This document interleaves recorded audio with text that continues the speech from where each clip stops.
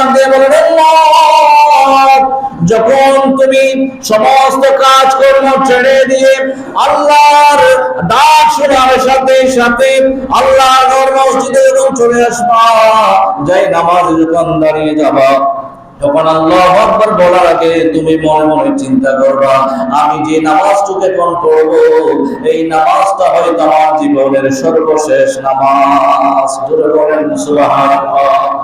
একজন মানুষ যদি বলে যে আমার জীবনের এটাই হচ্ছে সর্বশেষ নামাজ, তখন সে তারা প্রাণ চেষ্টা করবে, সমস্ত তার সবকিছু দিয়ে, মন প্রাণ দিল ভালোবাসা মহব্বত দিয়ে চেষ্টা করবে সেই তার জীবনের শেষ নামাজটুকু যেন আল্লাহর দরবারে কবুল হয়, ওইভাবে সেই নামাজ পড়বে। জোরে বলেন ঠিক কিনা?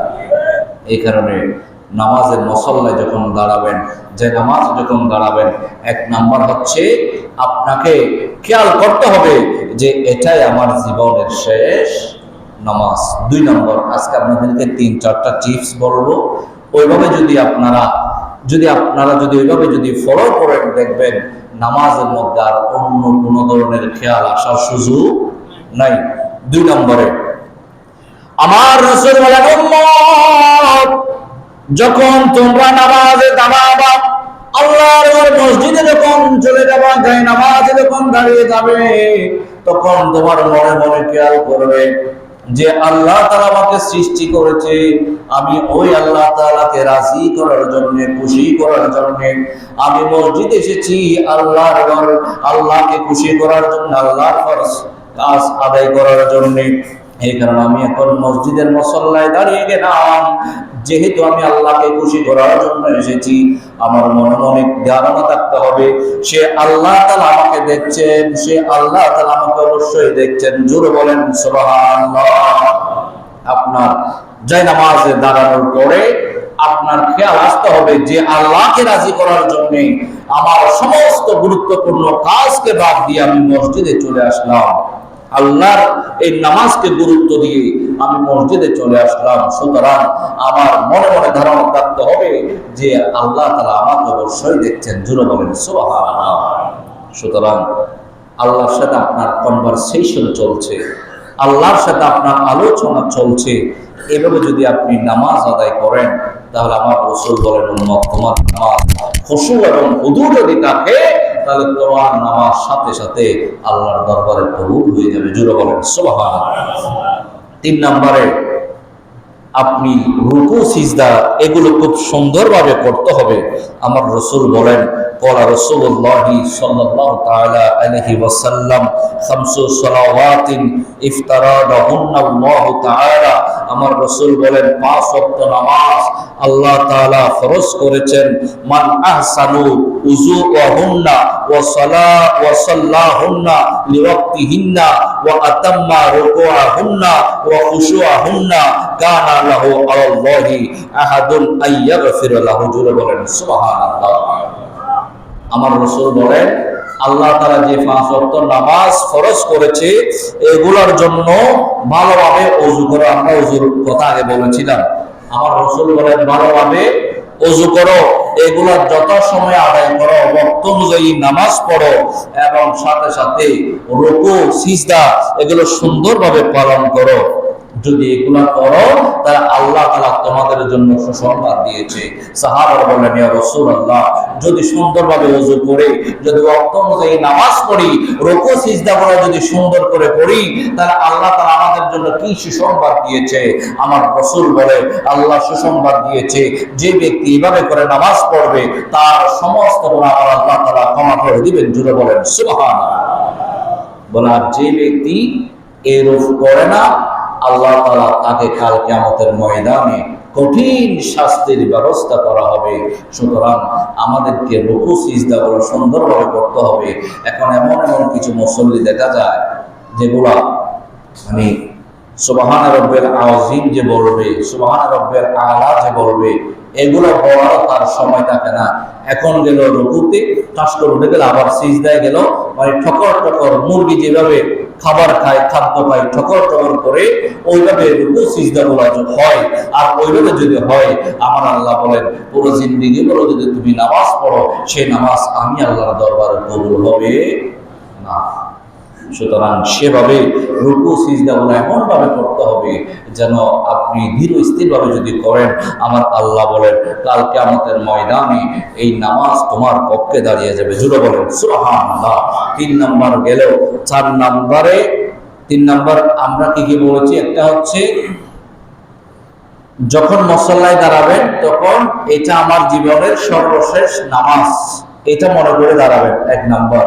2 নাম্বার হচ্ছে যে আমি না মুসল্লায় দাঁড়িয়েছি, যে নামাজে দাঁড়িয়েছি, হয়তো আমি আল্লাহকে দেখছি না কিন্তু আল্লাহ আমাকে দেখছেন। জোরে বলেন সুবহানাল্লাহ।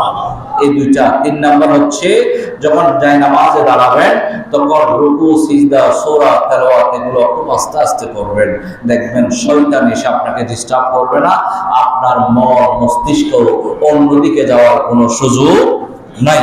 সুতরাং রাসূল করিম সাল্লাল্লাহু তাআলা আলাইহি ওয়াসাল্লাম বলে এই দুনিয়ার মধ্যে আমাদের দেশে সুর আসারা নাই, আমাদের সুর আসারা নাই আছে। আমার রাসূল বলে নামাজ সুর আছে। সাহাবারা বললেন ইয়া রাসূলুল্লাহ, নামাজ সুর আবার এটা কিরকম? জুতা সুর হয়, বিভিন্ন ধরনের জিনিস চুরি হয়, কিন্তু নামাজ সুর এটা কিরকম? তখন আমার রাসূল বলেন নামাজ সুর হলো যারা আজান শোনার পরে মসজিদে আসে না, আবার অনেকে আসে এমন ভাবে নামাজ পড়ে যে একজন 2 রাকাত পড়তো, তার একজনের 4 রাকাত পরে সে চলে গেল, এরকম অনেকে আসে না নাই। ওই যে রুকু সিজদা গুলো আবার করলো না, আমার রাসূল বলেন তারা হচ্ছে নামাজ সুর। সুতরাং আমরা মসজিদে এসেছি, আমরা কেউ নামাজ সুর হতে চাই না, আমরা সবাই চাই নামাজের মাধ্যমে জান্নাত পেতে। জুড়ে বলেন সুবহানাল্লাহ। সুতরাং নামাজের মধ্যে কেমন ছিল সাহাবাদের নামাজ। হযরতে মাওলানা শেরে খোদা রাদিয়াল্লাহু তাআলা আনহু উনি একদিন যুদ্ধের ময়দানে গেলেন। কোথায় গেলেন? যুদ্ধের ময়দানে। এখন উনি পায়ের মধ্যে একটা তীর, ওনার পায়ের মধ্যে তীর ঢুকলো। সাহাবারা অনেক চেষ্টা করলো ওই তীরটা বের করার জন্য, কিন্তু হযরত মাওলানা শেরে খোদার এমন কষ্ট, এমন চিৎকার করলো যে সাহাবারা অনেক চেষ্টা করার পরেও ওই তীরটা বের করতে পারতেছে না। তখন আমার রাসূল বলেন ও আমার সাহাবারা শোনো, এখন তোমরা ওই তীরটা বের করতে পারবে না, তার অনেক কষ্ট হচ্ছে, বলে একটু পরে আযান হবে, আজানের পরে আমার আলী যখন যাই নামাজে যখন দাঁড়িয়ে যাবা তখন তোমরা তীরটা বের করে ফেলতে পারবা। সাথে সাথে দেখা গেল কিছুক্ষণ পর আজান হলো। আজানের পরে মাওলানা আলী শেরে খোদা যখন ওযু কালাম করে যাই নামাজ যখন আল্লাহু আকবার বলে দাঁড়িয়ে গেলেন, তখন সাহাবারা অনায়াসে তার পা থেকে তীরগুলো বের করে ফেললো। জোরে বলেন সুবহানাল্লাহ। সাহাবারা বললেন ওগো আমাদের আলী, ভাই তোর ঘটনা তো বুঝলাম না। বলে আমরা আযানের আগে, নামাজের আগে আপনার থেকে অনেক চেষ্টা করেছি তীরটা বের করার জন্য, আপনি এমন ভাবে ব্যথা পাচ্ছেন যে আমাদেরকে ধরতেও পর্যন্ত দিলেন না, কিন্তু যখন জায়নামাজে দাঁড়িয়ে গেলেন আমরা এমন ভাবে তীরটা বের করলাম, আপনি তো আমাদেরকে নিষেধ করবেন দূরের কথা, ও শব্দ পর্যন্ত করলেন না। বলে ঘটনা কি বলেন না? তখন মাওলানা আলী শেরে খোদা বলে আমি যখন জায়নামাজে দাঁড়িয়ে যাই তখন আমার সাথে আল্লাহর সাথে কনভারসেশন হয়, আমি সাথে সাথে চিন্তা করি এটাই হয়তো আমার জীবনের সর্বশেষ নামাজ। আমি সাথে সাথে চিন্তা করি আমার আল্লাহ তাআলা আমাকে দেখছেন। এইগুলো যখন মনে করে আমি যখন জায়নামাজে দাঁড়াই তখন পৃথিবীর মধ্যে কি হয় আমার আর খেয়াল থাকে না, আমার পিছনে কি হচ্ছে আমি জানি না, সামনে কি হয় জানি না, ডানে বামে কি হয় জানি না। সুতরাং তোমরা যে এত বড় তীর যে আমার পা থেকে বের করে ফেললা, খোদার কসম করে বলছি আমি মাওলানা আলী শেরে খোদা টেরও পেলাম না। জোরে বলেন সুবহানাল্লাহ। বলে আমি টের পর্যন্ত পাই নাই, ব্যথা পাবো তো দূরের কথা। সুতরাং মুসল্লি নেকরাম সাহাবাদের মতো আমাদের নামাজ সেভাবে যদি আমরা ওনাদেরকে যদি ফলো করি তাহলে আমাদের নামাজও সেভাবে হতে হবে। তাদেরকে যদি ফলো করি আমরাও যদি সেভাবে নামাজ আদায় করি, দেখবেন আমাদের মধ্যেও নামাজের ইবাদতের মজা চলে আসবে। জোরে বলেন ঠিক কিনা?